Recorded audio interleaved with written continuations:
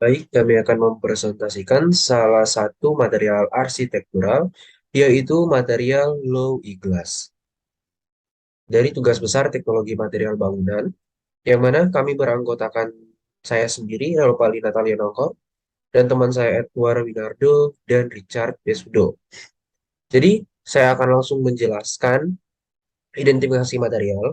Jadi pemilihan material untuk bangunan yang ramah lingkungan itu kita harus wajib dan benar-benar bijaksana dalam pemilihan material. Jadi karena pemilihan material ini akan mendapatkan sesuatu pencapaian untuk pencapaian penghematan energi dan kenyamanan termal. Untuk itu, ketepatan memilih bahan bangunan akan berpengaruh besar terhadap konsumsi energi untuk bangunan yang bersangkutan. Nah, kaca Low E ini sendiri merupakan salah satu jenis kaca hemat energi yang mana merupakan kaca dengan emisivitas rendah atau low emissivity yang memiliki lapisan khusus untuk mengadaptasi sesuai dengan fungsinya. Nah, karakteristik utamanya adalah memasukkan cahaya matahari, namun menahan radiasi panas atau sinar UV ultraviolet dan cahaya inframerah agar meminimalkan agar mereka tuh tidak terlalu banyak masuk. Nah, di bagian kanan ini kita bisa melihat perbandingan kaca biasa dan juga kaca low A. Kalau kaca biasa, panas 100% masuk ke dalam, itu akan ditransmisikan hanya 80% masuk. Cahaya masuk 90% ke dalam ruangan, dan sinar UV masuk 70%. Persentase ini sangat besar masuk ke dalam ruangan, dan dapat merusak atau memudarkan warna dari furnitur atau perabotan yang berada di dalam ruangan. Sedangkan kaca low A ini sendiri, ketika panas masuk melewati kaca low A, itu hanya meneruskan 69% dan ketika cahaya itu masukkan 74% dan sinar UV-nya hanya diteruskan sebanyak 42%. Nah, angka 68% ini itu merupakan cahaya yang di ruangan, yang di dalam ruangan yang diblokir untuk tidak keluar. Nah, ini juga untuk menjaga suhu ruangan tetap hangat pada musim dingin. Nah, ini sesuai dengan fungsinya. Kemudian ada beberapa faktor untuk mengukur efektivitas dari kaca Low ini. Yang pertama adalah solar heat gain coefficient. Nah, ini merupakan fraksi dari peristiwa matahari yang diterima melalui jendela. Maksudnya jumlah perolehan panas atau jumlah kekuatan atau menahan radiasi sinar ultraviolet atau inframerah ini agar sedikit masuk ke dalam ruangan. Nah, SHGC dinyatakan dengan angka antara 0 dan 1. SHGC tergantung kondisi lokasi, apakah ada di area panas atau di daerah dingin. SSGC dari LOE ini sendiri adalah 0,66. Jadi ada solar heat yang masuk nilainya, dan kemudian berapa banyak yang ditransmisikan dan direfleksikan. Kemudian ada yang kedua adalah U value.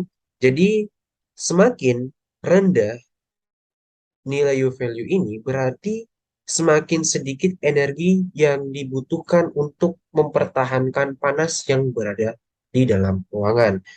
Nah, jadi semakin tinggi nilai U ini, itu ketika panas masuk ke dalam ruangan dan akan keluar lagi ke dalam ruangan, ketika nilai UV-nya rendah, itu untuk masuk atau perpindahan dari dalam ruangan, panas dari dalam ruangan keluar ruangan, itu lambat. Jadi semakin rendah, semakin bagus untuk mempertahankan suhu di dalam ruangan.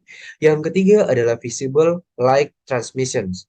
Nah, balik lagi untuk nilai U value dari kaca low ini adalah 3,14. Nah, yang ketiga adalah visible light transmissions, VLT. Jadi VLT ini merupakan ukuran seberapa banyak cahaya tampak melewati kaca. Jadi semakin tinggi angkanya, semakin besar juga jumlah cahaya yang akan masuk ke dalam ruangan. Nah, untuk in FLT dari kaca low ini adalah 0,86. Yang kemudian adalah yang terakhir adalah light to solar gain. Itu merupakan rasio antara transmisi cahaya tanpa ke jendela dan nilai koefisien solar gain. Nah, maksudnya di sini adalah rasio tentang panas yang masuk atau panas yang ditahan di luar ruangan dan cahaya yang masuk ke dalam ruangan. Dengan mendapatkan Nilai di sini adalah HAGC-nya 0,67. Jadi 67% solar itu ditransmisikan ke dalam ruangan. Nah, ini juga menahan dapat menahan panas yang ingin keluar ke luar ruangan. Nah, ini juga dapat mempertahankan atau menstabilkan suhu ruangan. Nah, sedangkan FT maksudnya di sini adalah tingkat masuknya cahaya. Jadi semakin tinggi FT, jadi semakin baik. Jadi FT jangan dengan 0,78, cahaya dapat masuk 70-80% ke dalam ruangan dan menahan 67% panas untuk tidak masuk ke dalam ruangan. Jadi eh, jendela-jendela ini dirancang untuk mengurangi kehilangan panas tetapi mendapatkan cahaya yang cukup dengan emissivity nilainya 0,08 R. Baik, Kak, saya akan lanjut ke asal-usul dan latar belakang material. Nah, asal-usul dari latar belakang material kaca Loe ini sendiri, yang pertama itu sebenarnya pada tahun 1920-an itu para arsitek mereka mengupayakan ingin meningkatkan kenyamanan termal saat bekerja di dalam bangunan. Nah, yang kedua, setelah mereka berdiskusi, mereka menciptakan unit kaca terisolasi atau IGU dan jendela dengan kaca ganda. Nah, kaca besi dengan warna hijau juga diterapkan untuk meminimalkan tingkat panas. Jadi, mereka di barat itu sengaja meminimalkan tingkat panas yang masuk ke dalam ruangan agar tidak terlalu panas dan juga menahan panas yang sudah berada di dalam ruangan agar tidak keluar saat musim dingin. Nah, yang ketiga, ini adalah pemerintah juga ikut terlibat dalam mengurangi penggunaan energi dan melakukan penelitian ekstensif. Bahwa setelah beberapa studi dan beberapa riset itu mereka mengatakan bahwa kaca merupakan sumber utama kehilangan panas. Nah, mereka di barat itu kan pada saat musim dingin, mereka dengan meminimalkan penggunaan alat pemanas ruangan, bagaimana caranya? Mereka memodifikasi jendela ini agar memperlambat transisi panas dari dalam ruangan keluar ruangan itu secara perlahan, secara lambat. Dan kemudian sebelum tahun 1970-an itu, sebagian besar jendela itu mereka menggunakan panel tunggal dengan bingkai kayu. Nah, negara dengan iklim dingin meminimalkan kehilangan panas dengan jendela badai. Jadi mereka sebelumnya sudah berinovasi menggunakan jendela badai untuk meminimalkan kehilangan panas di dalam ruangan. Yang langkah kelima, mereka kemudian di akhir akhir tahun 70-an itu dalam upaya untuk meningkatkan efisiensi energi. Nah, mirip juga dengan kaca badai, mereka menciptakan kaca jendela multi panel untuk menciptakan lapisan isolasi dengan kaca tambahan. Kemudian pada step keenam ini ada gaya jendela. Ini berkembang sampai ruang ini diisi dengan gas lebam seperti argon untuk meningkatkan isolasi. Nah, jadi maksudnya di sini pada saat jendela multipanel ini diciptakan, tingkat isolasi itu masih rendah. Dan mereka kemudian menggunakan gas argon ini fungsinya untuk meningkatkan eh, persentase isolasi. Maksudnya persentase isolasi di sini eh, untuk menutup kerapatan agar panas itu tidak mudah keluar. Nah, dan kemudian pada step ketujuh, pada tahun 80-an bergulir, produsen jendela mulai mengetahui bahwa bingkai menggunakan aluminium itu tingkat isolasinya itu terlalu belum terlalu efisien. Nah, kemudian pada step ke-8 mereka beralih ke bingkai komposit kayu vinil dan vinil untuk meningkatkan efisiensi dan menurunkan perpindahan panas. Nah, dulunya itu mereka juga mengganti spacer logam menjadi spacer plastik atau busa baru. Nah, yang mana spacer plastik dan busa baru ini itu sangat efisien dalam menghambat perpindahan panas. Jadi tingkat isolasinya lebih unggul atau isolatornya lebih unggul daripada menggunakan spacer logam. Kemudian pada akhir tahun 80-an, produsen jendela mulai menggunakan kaca dengan emisivitas rendah low A yang mengandung lapisan oksida logam, lapisan emas tipis. Nah, dulunya itu pada akhir tahun 80-an, mereka awalnya menggunakan logam tipis emas. Nah, makanya itu kaca low A ini memiliki warna, jadi tidak bening. Nah, pada akhirnya pada tahun 1981, pelapis kaca rendah E benar-benar tidak berwarna lagi karena berkat inovasi penggunaan perak sebagai pengganti emas. Nah, kaca low ini lebih dari sekedar menjaga udara dalam ruangan yang hangat di dalam rumah atau kantor. Nah, dan juga berfungsi sebagai sarana yang baik untuk mencegah panas memasuki rumah selama hari-hari musim panas. Nah, pada zaman sekarang juga sudah banyak teknologi yang berkembang dan menghasilkan berbagai macam jenis kaca dengan tingkat emisivity rendah yang digunakan sesuai dengan fungsi, kondisi, lokasi, iklim, dan kenyamanan termal dari masing-masing pengguna. Dan kemudian saya akan melanjutkan spesifikasi karakteristik dari material ini. Beberapa sifat dari sifat kimia, sifat fisika fisikal, sifat mekanis, dan juga dimensinya. Nah, jadi saya memberitahukan dulu bahwa pembuatan atau produksi dari kaca low E-glass ini itu menggunakan metode kimia dan juga metode fisika atau fisikal. Nah, jadi pada low E-glass online hard coat itu metode kimianya menggunakan metode kimia. Jadi saat ini pembuatan secara komersial kaca low E termasuk dan menggunakan proses penyemprotan uap kimia chemical method atau metode kimia yang biasanya disebut kaca low E online dan berlapis keras hard coat. Jadi awalnya yang pertama itu melakukan pengendapan uap kimia. Jadi memberi lapisan tipis pada permukaan kaca yang digunakan dalam pembuatan mikrosistem dan membentuk lapisan tipis di atas kacanya. Nah, dan kemudian pelapisan akhir dalam bak timah garis apung. Jadi pada metode Pirolis adalah dekomposisi termokimia bahan organik melalui proses pemanasan tanpa atau sedikit oksigen atau reaksi kimia lainnya. Proses ini menuangkan lapisan timah cair ke permukaan kaca saat kaca masih sedikit cair. Nah, ini membuat kaca ini kuat dan tahan terhadap goresan dan secara kekuatan dia kuat dan makanya itu disebut hard coat, lapisan keras. Dan kemudian pada tahap ketiga itu pelapisan satu lapis. Pada gambar ilustrasi tersebut, pelapis kaca low A paling awal terdiri dari satu lapisan perak dan dua lapisan elektrik. Jadi di sini ada satu lapisan perak dan dua lapisan elektrik. Yang mana dalam satu lapisan ini terdapat 5 komponen. Nah, berfungsi untuk merefleksikan panas yang memantul sinar inframerah dan ultraviolet, dan kedua melindungi dan anti memantulkan sifat reflektif dari lapisan perak memungkinkan cahaya tampak melewati dan menahan panas dari dalam. Nah, di sini ada lapisan satu lapis film yang mana lapisan itu sudah cukup untuk merefleksikan panas. Nah, kaca hardcoat ini didesain untuk memaksimalkan perolehan panas matahari ke dalam rumah atau bangunan dan juga menciptakan efek pemanas pasif dan mengurangi ketergantungan pada penggunaan alat pemanasan buatan ruangan.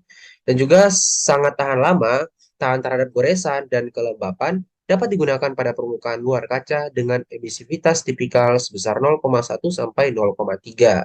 Nah, kemudian pada sifat fisika atau fisikal ini itu diterapkan pada kaca dengan hasil soft coat atau offline. Low E-glass offline soft coat menggunakan metode fisika atau fisikal. Nah, jadi pembuatan kaca low ini yang satunya lagi itu termasuk dan menggunakan emisi magnetik vakum physical method yang biasanya disebut dengan kaca low E offline dan berlapis lembut. Nah, kenapa bisa dibilang lapisan lembut? Yang pertama adalah menggunakan teknik emisi sputtering magnetic vacuum. Nah, dibuat menggunakan metode magnetron sputtering. Dalam proses ini, kaca ditempatkan dalam ruang vakum dan lapisan perak dan sifat anti-reflektif diterapkan secara bergantian. Nah, jadi ada beberapa lapisan logam. Yang pertama ada emas, ada timah, ada perak, dan ada seng. Jadi unsur pelapis ini dilibatkan ke dalam ruang hampa dan kaca juga dimasukkan ke dalam ruang vakum. Setelah itu diisi dengan gas lebam. Nah, bermuatan listrik. Listrik yang dikombinasikan dengan ruang hampa memungkinkan molekul-molekul logam tergagap ke kaca, menghasilkan lapisan cukup halus atau lunak. Nah, dari lapisan-lapisan itu kan dapat dengan mudah teroksidasi kalau kena udara biasa. Oleh karena itu, kaca itu dilapisi lagi dan dirakit menjadi kaca berinsulasi. Nah, untuk meningkatkan tingkat isolasinya lagi atau tingkat isolatornya, ditambah lagi gas argon untuk menghambat oksidasi lapisan dari logam-logam ini, mulai dari emas, dari timah, dari perak, seng. Jadi fungsinya dari gas argon dan juga perakitan kaca berinsulasi itu fungsinya agar logam-logam itu tidak teroksidasi secara cepat. Nah, itu juga bertindak sebagai isolator tambahan. Nah, step kedua, ini lapisan komposit multilayer pada permukaan kaca. Jadi ada 3 lapisan perak dengan beberapa lapisan bahan elektrik dalam tumpukan lapisan sebanyak 12. Jadi ada 3 lapisan perak di sini dan ketebalan atau lebarnya 150 nanometer yang kalau kita bandingkan dengan lebar rambut itu sebesar 75.000 nanometer. Nah, ini sangat berbanding jauh dengan ketebalan atau ketipisan dari sehelai rambut. Nah, ini dapat melepaskan 70% cahaya dan yang masuk ke dalam ruangan dan memantulkan hingga 75% energi IF dan UV.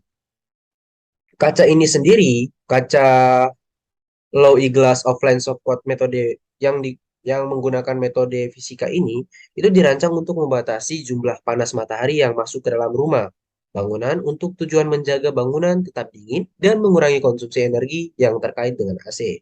Yang kemudian, nah karena dia soft, itu dia tidak tahan terhadap goresan dan kelembaban.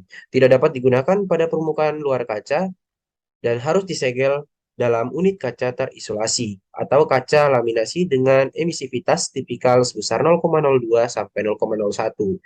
Nah, dari prosesnya yang satu menggunakan metode kimia, yang satunya menggunakan metode fisika dan fisikal, itu menghasilkan sifat kimia dan juga sifat fisika yang berbeda dan juga menggunakan teknik offline dan online yang akhirnya menghasilkan 2 jenis kaca low A dengan hard coat dan soft coat.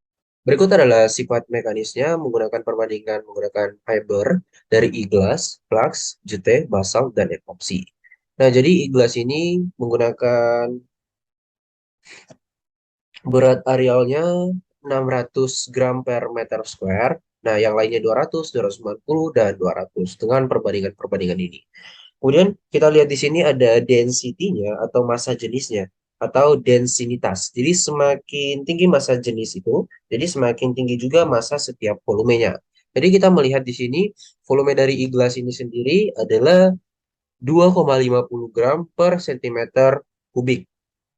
Nah, kita lihat di sini ada tensile strength-nya atau kekuatan tariknya atau tegangan maksimumnya. Tegangan maksimum dari e-glass ini sendiri mendapatkan nilai dari kisaran 2000 sampai 3500 megapascal dan tensile modulusnya atau kekuatan dalam fleksibilitas materialnya sendiri mendapatkan nilai 63 atau kurang lebih 63,5 gigapascal. Nah, kemudian kita beranjak ke dimensinya. Ada beberapa ukuran umum yang biasa dijual dengan ketebalan mulai dari ketebalan 4 mm, 5 mm, 6, 8, 10, sampai seterusnya. Tapi pada umumnya adalah ukuran-ukuran berikut. Kemudian ada dimensinya juga, ada 2140 kali 3300 mm, ada dengan beberapa variannya. Nah, ada juga berwarna nih. Warna-warna ini sebenarnya dihasilkan dari sifat kimia tadi, dari hardcore tadi. Sedangkan kalau softcore itu dia tidak terlalu banyak karakteristik, tidak terlalu banyak warna. Jadi dia juga terbatas. Hardcore biasanya itu memiliki warna bening, perak, perunggu, abu-abu tua, abu-abu euro, hijau tua, hijau, biru tua, dan biru port. Nah, ini ada salah satu tabel dari performance parameter slow e-glass. Jadi bisa kita lihat dari ketebalan-ketebalan ini itu juga tergantung dan berpengaruh terhadap tingkat light properties, thermal properties, dan nilai U value-nya yang tadi sudah dijelaskan di atas. Nilai HSAGC-nya beda, nilai HC-nya beda, nilai EA-nya beda, LT dan ER-nya juga presentasinya berbeda.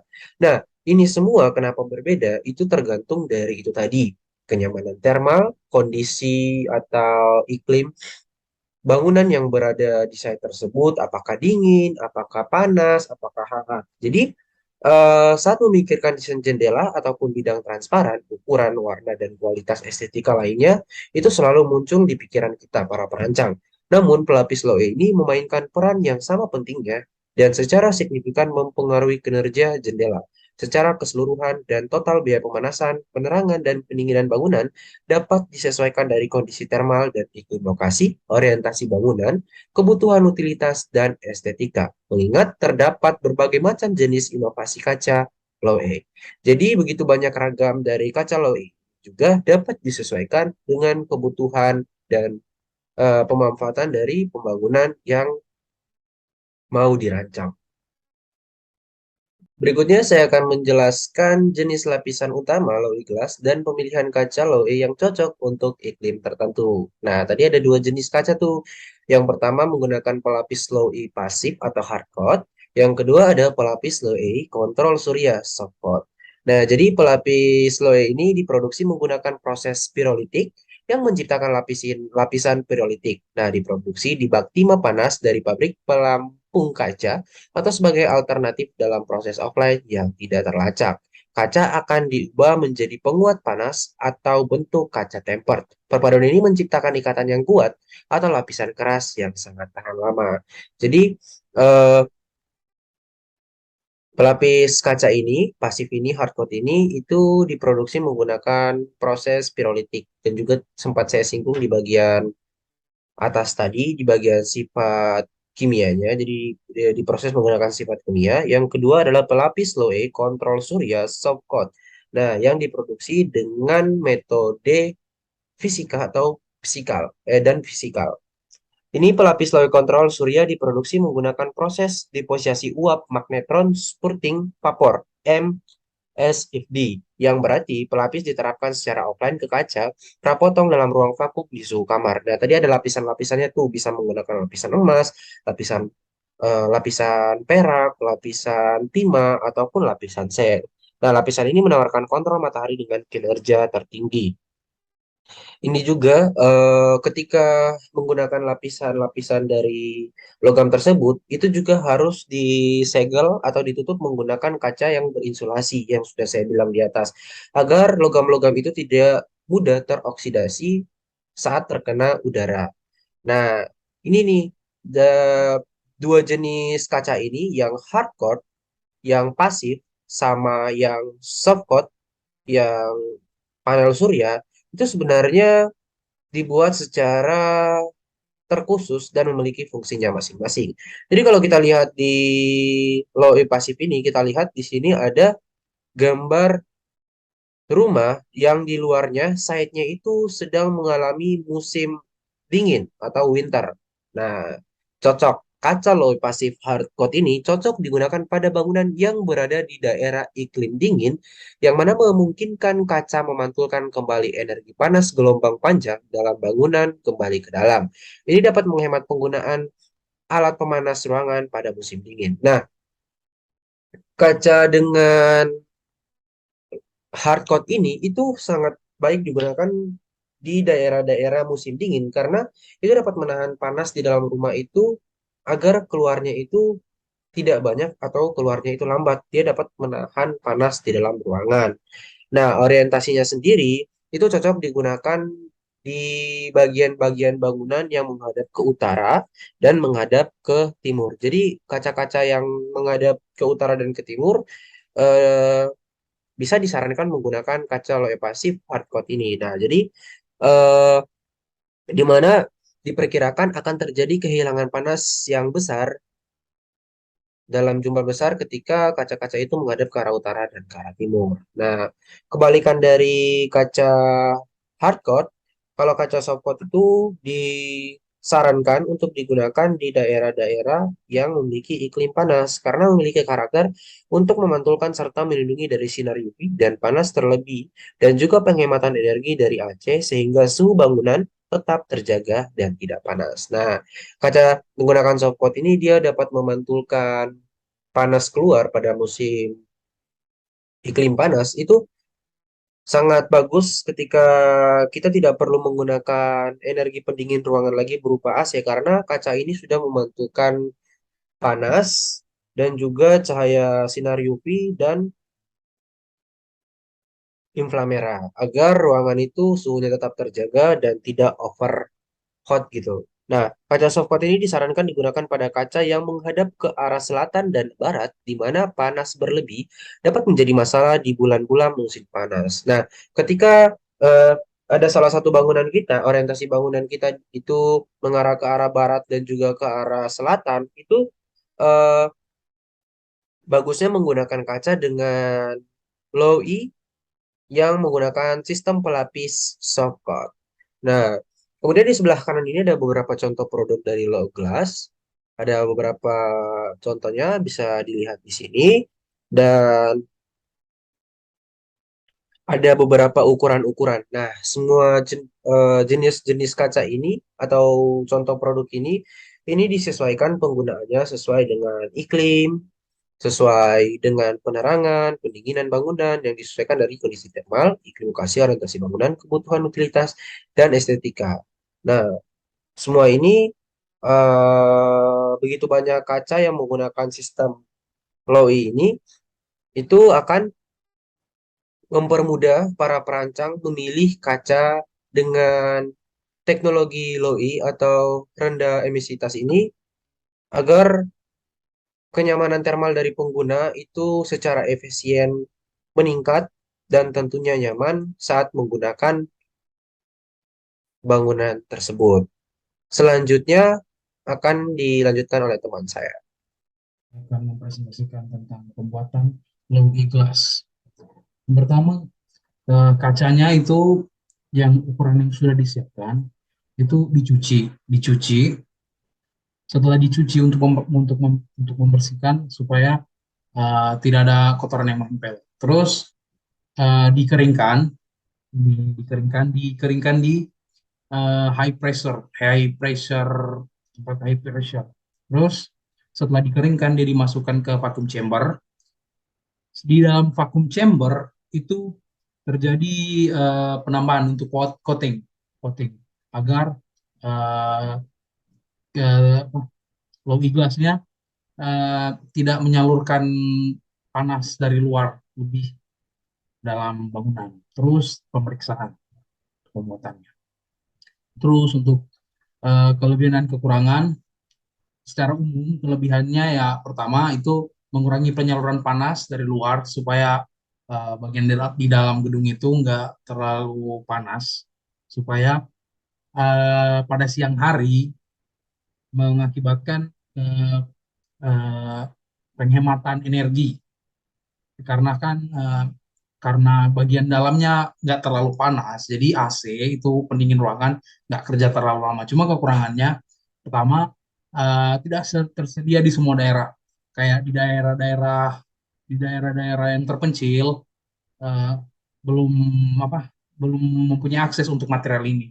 Terus dia lebih mahal daripada kaca biasa. Ada satu lagi sih tambahan untuk kekurangannya itu karena tidak tersedia di semua daerah. Kalaupun ada yang mau bangun bangun apa bangun bangunan untuk membangun bangunan, tapi menggunakan material ini, Chloe Glass, berarti dia harus pesan dan dipesan dari tempat yang ada, jadi harus shipping, yang mana itu menambah jejak karbon. Ya. Terus untuk sistem sambungannya, di sini ada beberapa sistem sambungan yang kemarin yang diutamakan di sini yang kemarin dijelaskan yang beberapa minggu lalu itu soal uh, curtain wall, ini yang sistemnya yang dirigit untuk tambah. Terus ada yang spider sama ini uh, sistem dalam penempatannya untuk di frame frame kacanya. Ya, terima kasih. Nama saya Edward, dan untuk selanjutnya saya akan menjelaskan tentang peran sustainabilitas dari material low E-glass. Jadi low E-glass ini bersifat seperti isolator di mana ia akan merefleksikan panas dan cahaya inframerah serta cahaya UV. Nah, perannya terhadap sustainabilitas adalah jika pada saat cuaca sedang panas, maka penggunaan AC akan dapat dilakukan dengan lebih efisien karena panas dari luar tidak akan masuk. Sedangkan pada saat cuaca sedang dingin, maka penggunaan heater ruangan akan lebih efisien juga karena em, panas dari heater tersebut tidak akan keluar dari ruangan tersebut. Lalu selain itu, kaca ini juga dapat melindungi perabotan di mana sinar UV akan direfleksikan dan sinar UV ini juga pada jangka waktu yang lama akan memiliki efek buruk pada material perabotan seperti sofa, karpet, dan lain sebagainya.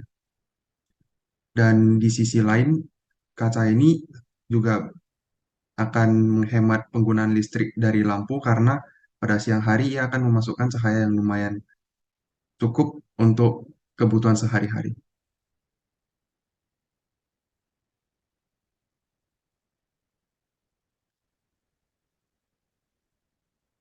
Lalu untuk berikutnya ada contoh aplikasi pada bangunan.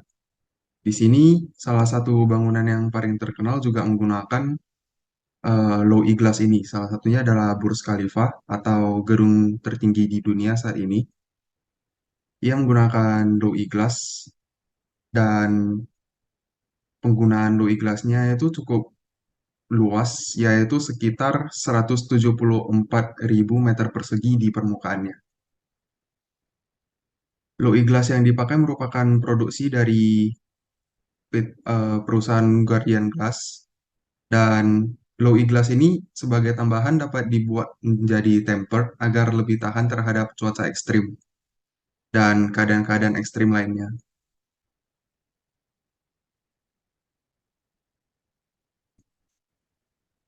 Lalu contoh lain aplikasi pada bangunan dari low E-glass ini ada Cube Berlin.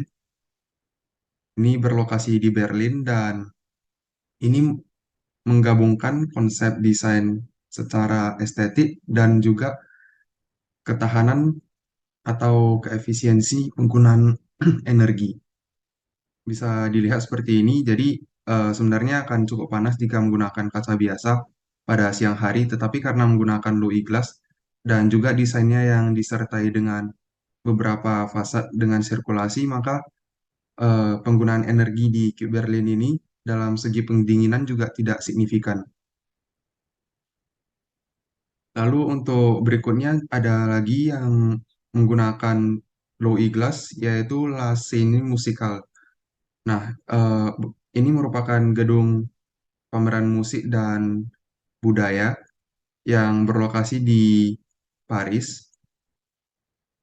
Jadi, salah satu keuntungan material ini yaitu seperti yang sudah dikatakan tadi, dari segi desain di La Scène Musicale, maka dia akan memberikan cahaya yang cukup banyak dari waktu siang hari dan dengan mengurangi sisi panasnya. Seperti itu.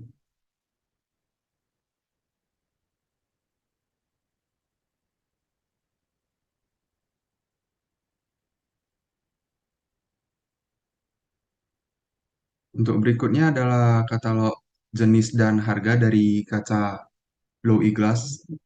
Dapat dilihat dari ini merupakan salah satu perusahaan lokal yang memproduksi low E-glass, yaitu PT Asahi Mas.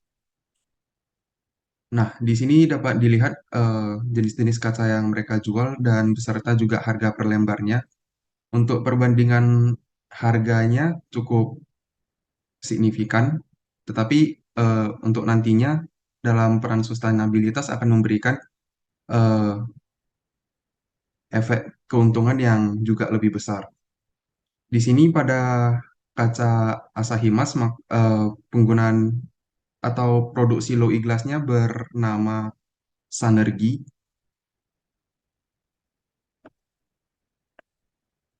yang ini Sanergi.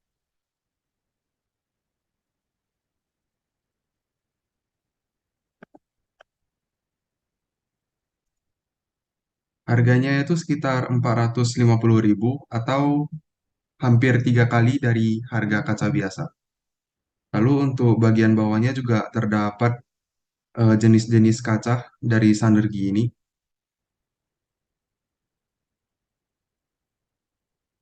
Ada yang berjenis clear, green, blue green, Euro grey, dan gold. Beserta dengan ketebalan yang tersedia, itu dapat dilihat pada tabel, dan juga ukuran-ukuran yang tersedia.